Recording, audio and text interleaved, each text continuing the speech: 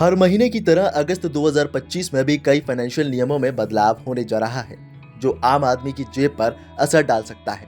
अब इसमें चाहे क्रेडिट कार्ड हो, एलपीजी के दाम में बदलाव हो या फिर यूपीआई, इन सभी चीजों में कई सारे बदलाव देखने को मिल सकते हैं। और इसी के साथ ये कुछ 6 चीजें हैं जो आपकी जेब पर असर डाल सकती हैं। चलिए अब आपको भी बता दें कि आखिर ये चीजें क्या हैं। देखिए, अगर आप एसबीआई कार्ड होल्डर हैं तो आपको एक बड़ा झटका लग सकता है, क्योंकि 11 अगस्त से एसबीआई ने कई को ब्रांडेड क्रेडिट कार्ड पर मिलने वाली free air accident insurance cover सेवा को बंद करने का ऐलान कर दिया है।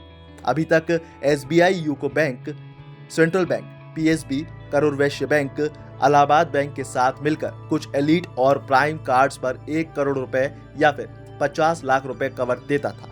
वहीं हर महीने की तरह इस महीने भी रसोई गैस या फिर कमर्शियल सिलेंडर के दाम में बदलाव हो सकता है।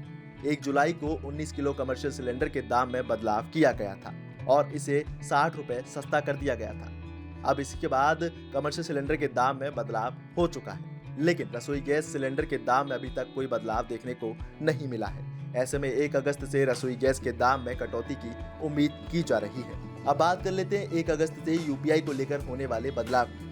तो देखिए, अगर आप नियमित तौर पर पेटीएम, फोन पे या फिर जीपे के साथ साथ दूसरे किसी पेमेंट थर्ड प्लेटफॉर्म का यूज करते हैं तो भारतीय राष्ट्रीय भुगतान निगम यानी एनपीसीआई ने आपके लिए दबाव कम करने और बेहतर पेमेंट सुविधा देने के लिए कई नियम बदल दिए हैं। एनपीसीआई ने कुछ नए लिमिटेशन लगाई हैं जो आपके पेमेंट को प्रभावित नहीं करेंगे, लेकिन बैलेंस चेक, स्टेटस रिफ्रेश और दूसरी चीजों पर लिमिट लगती रहेगी। इसी के साथ अगर देखा जाए तो तेल कंपनियां सीएनजी और पीएनजी के दाम में भी हर महीने बदलाव करती हैं, लेकिन अप्रैल के बाद से इसमें कोई बदलाव नहीं हुआ है। आखिरी बार 9 अप्रैल को सीएनजी और पीएनजी के दाम में बदलाव किया गया था। तब मुंबई में सीएनजी 79.50 रुपए किलोग्राम और पीएनजी 49 रुपए पर यूनिट थी, लेकिन बढ़ोतरी 6 महीने में चौथी बार की गई थी। भारतीय रिजर्व बैंक हर महीने बैंकों को हॉलिडे लिस्ट जारी करता है। वीकेंड को छोड़कर त्योहार और दूसरी जरूरी डेट पर आरबीआई बैंकों को बंद करने के लिए निर्देश देता है।